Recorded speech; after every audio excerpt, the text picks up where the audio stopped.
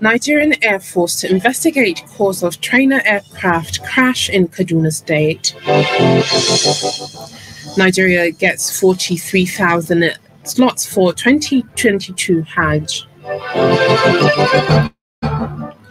National Examination Council postpones entrance exam into Unity schools. And on the foreign scene, Russia's deadline for Mariupol surrender passes.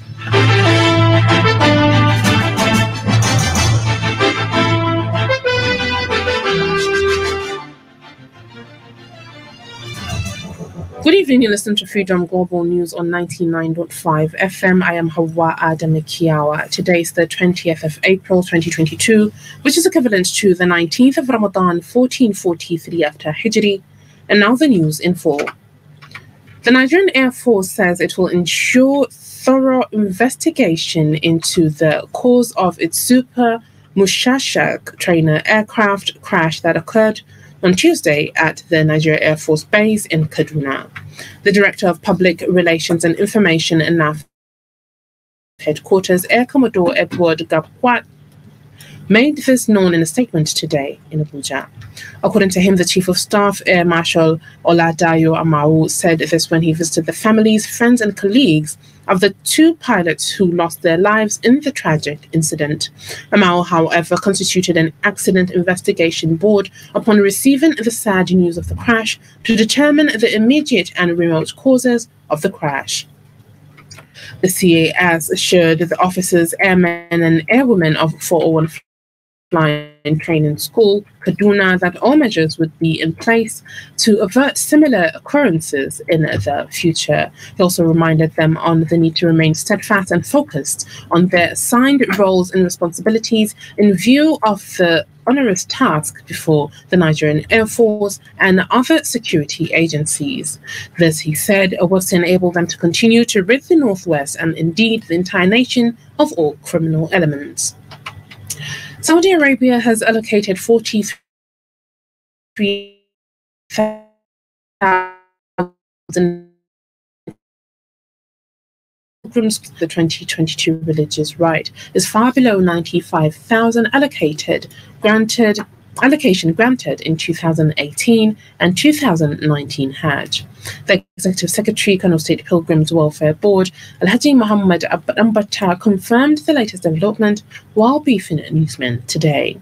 Although the quota has not been officially released by the National Hajj Commission of Nigeria, reliable sources at the Hajj Commission the Commissioner of Planning and Budget, Nura Muhammad Nkade, has tendered his resignation disregarding the directive of Governor Abdullahi Ganduje. Nkade is one of the 3 commissioners whom Ganduje asked not to leave his cabinet. 10 commissioners had notified the governor of their intention to step down in order to contest elective positions in 2023. But while the governor accepted the resignation of 7 of them, he asked 3, including Nkade, to continue working. However, Nkade floated the directive and handed the affairs of the ministry to its permanent secretary, Alhaji Awalu Umar Sanda, today. The public relations officer of the ministry, Suleiman E. Didiri, who confirmed this in a press release after a briefing handover ceremony, said the permanent secretary, while accepting the position, thanked the outgoing commissioner and all staff of the ministry for their commitment and promised to work closely with all staff of the ministry and adopt an open-door policy to achieve the desired goals. And on the sporting arena, 3-time African champions Nigeria were drawn with Sierra Leone, Guinea, Bissau and Sao Tome in Group A of the qualifiers for the 2023 Africa Cup of Nations. The 34th edition of the biennial African Football Showpiece is scheduled to hold from June 23rd to July 24th, 2023 in Ivory Coast. Correspondent Sunusi Shaib Musa has details of this and other sports updates.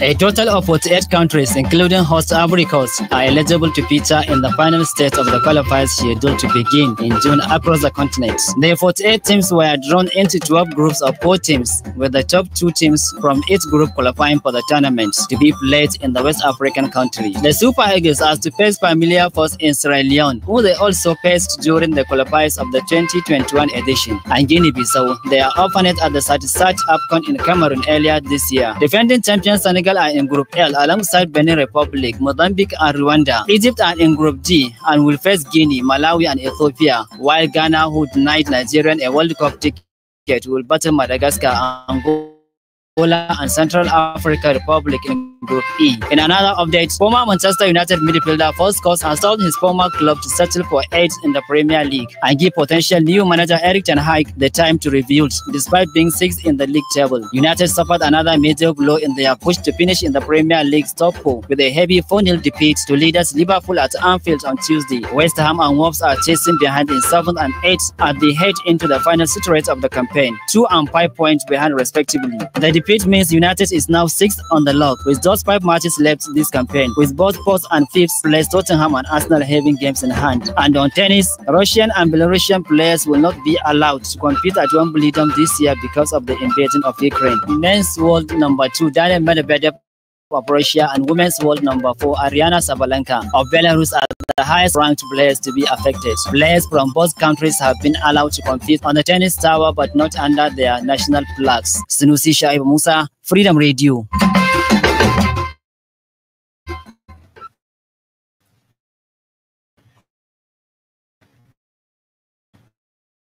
The global news is coming to you from Freedom Radio 99.5 FM. You can send Radio Nigeria on Facebook.com. You can get the link to the page on our website, freedomradioenergy.com.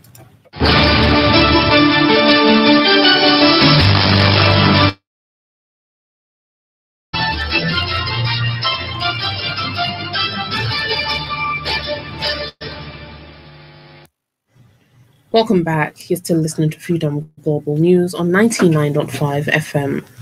The National Examinations Council, NECO, has rescheduled the 2022 National Common Entrance Examination into Federal Unity Colleges from April 3rd to May 7th, 2022.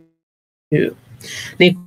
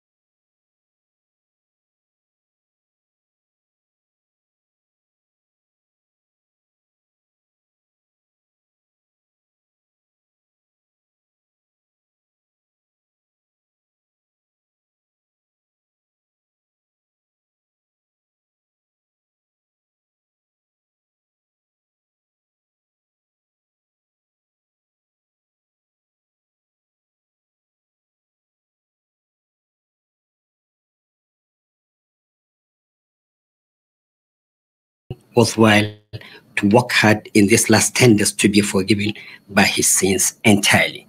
Kabir Abdullahi Umar, Freedom News. Thank you very much. And on the foreign scene, dozens of civilians are reportedly leaving devastated Mariupol after Ukraine reached a preliminary agreement with Russia for a humanitarian corridor. This comes as a Russian deadline for the last Ukrainian defenders in Mariupol to lay down their weapons has passed. A Marine commander in Ukraine's last stronghold in the city, a steelworks plant, says his men might have only hours left. In a video sent to the BBC and other media, Major Serhiy Volina says his troops will not surrender. Meanwhile, Russia is trying to capture the eastern Donbas region in a new offensive, but United Kingdom intelligence says Ukrainian forces have fought off several attacks. The United Nations says more than 5 million Ukrainians have now left the country since the Russian invasion began.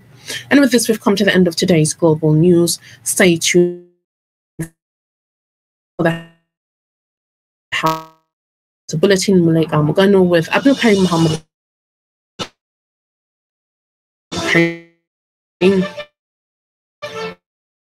On behalf of the entire